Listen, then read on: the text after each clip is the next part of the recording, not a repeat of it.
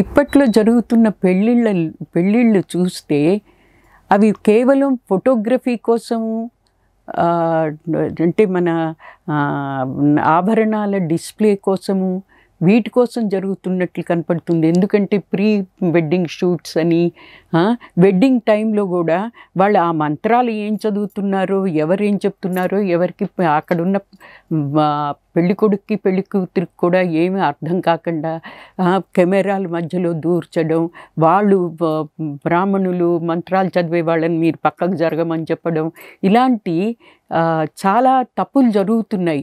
ఎందుకంటే ఇంత ముహూర్తాలు పెట్టుకుని ఇవి చేసి శుభలేఖల మీద శ్రీరాముల వారి కళ్యాణ శ్లోకాల్ని పెట్టుకుని మనం దాంట్లో పవిత్రతని ఎక్కడ చూపిస్తున్నాం? పెళ్లి చేసేటప్పుడు ఎంతసేపు ఈ కేవలం కెమెరాలు, ఫోటోషూట్లు, పోజులు, పెళ్ళి మంగళసూత్రం కట్టాక మళ్ళీ మంగళసూత్రం కడుతున్నట్టుగా ఇతను మళ్ళీ అనుకరించి మళ్ళీ ఫోటో తీయటం, ఇదంతా కూడా మనం దాన్ని చాలా ఫార్స్ చేసేస్తున్నాం. పెళ్ళి ఒక పవిత్ర బంధంగా ఎక్కడ నడిపిస్తున్నాం చెప్పండి? సో దాంట్లో ఆ పవిత్రతను వాళ్ళు నింపుకోవటం లేదు. ఒకళ్ళ పట్ల ఒకళ్ళు అనురాగాన్ని పెంపొందించుకునే విధంగా ఆ పెళ్ళి జరగటం లేదు. వాళ్ళ మధ్యలో బాంధవ్యం అనేది గట్టిగా నెలకొనాలంటే మనం చేసే ఈ పెళ్లి కార్యక్రమం కూడా ఆ పవిత్రతతో జరగాలి. దాన్ని వాళ్ళు అంత సీరియస్గా తీసుకోవాలి, అదొక బాధ్యతగా తీసుకోవాలి. అంతేగాని అదేదో తమాషా షో లాగా చాలా వల్గర్ డిస్ప్లే ఆఫ్ వెల్త్ మన దగ్గర ఉన్న డబ్బుని చూపించడం కోసం వేల మందిని పిలిచేసేయడం, పెద్ద వందల రకాల ఆహార పదార్థాలు అక్కడ పెట్టడం, అదనమాట గొప్పతనం. అసలైన భార్యాభర్తల అనుబంధానికి కావాల్సిన పునాది ఆ పెళ్లిలో కనపడడం లేదు. ఇది మన దురదృష్టము. ఈ రకంగా మనం చాలా విచ్చలవిడితనానికి దారితీసే పనులే చేస్తున్నాం కానీ ఏ రకంగానూ ఒక పవిత్ర బంధాన్ని నెలకొల్పడానికి ప్రయత్నించటంలా.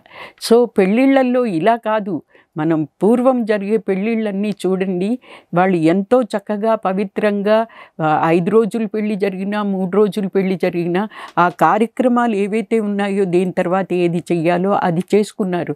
అదే మనకి సీతారాముల కళ్యాణంలో కూడా కనిపిస్తుంది.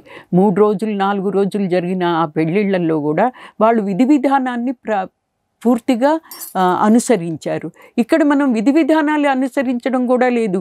ఆ జీలకర్ర బెల్లం పెట్టే ముహూర్త టైంకి కూడా వాళ్ళు రావడం లేట్ అయితేనో వాళ్ళు ఇదైతేనో ఆ ముహూర్తం కూడా తప్పిపోతుంది. అంటే దేనికి శాంక్టిటీ లేదు, ఏ విషయంలోనూ మనం నిజాయితీగా చేయటం లేదు. ఫస్ట్ ఆఫ్ ఆల్ నిజాయితీ లోపించిన పెళ్ళిళ్ళు అయిపోయాయి. పెళ్ళి అంటే అతను ఎంత సంపాదిస్తున్నాడు, వాళ్ళ అమ్మా నాన్న బాధ్యత లేకుండా ఉన్నాడా లేదా ఇవ్వండి చూడాలి. మనం వాళ్ళిద్దరూ కలిసి బ్రతకగలరా లేదా అనేది చూడాలి. అమ్మాయికి ఎంత సహనం ఉండాలి, అబ్బాయి ఎంత ఓర్పుతోటి అతను భార్యతోటి సఖ్యంగా మెలగాలి. ఈ ట్రైనింగ్ మనం ఇవ్వటం లేదు, భార్యాభర్తలు ఇద్దరికీ ఇవ్వటం లేదు. సో వాళ్ళేమో పెళ్ళైన దగ్గర నుంచి సంపాదించాలి ఎలాగోలాగా, ఎందుకంటే ఈ అమ్మాయి కోసం అని ఆమె డిమాండ్స్ని ఫుల్ఫిల్ చేయడానికి వాడు పగలు రాత్రి కష్టపడతాడు. పగలు రాత్రి కష్టపడితే వాడు కూడా ఎక్కువ అటెన్షన్ అమ్మాయికి ఇవ్వలేడు. సో దీని లోపల అసంతృప్తి ఉంటుంది.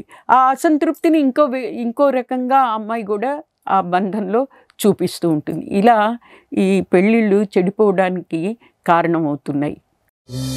My Media, the voice of India.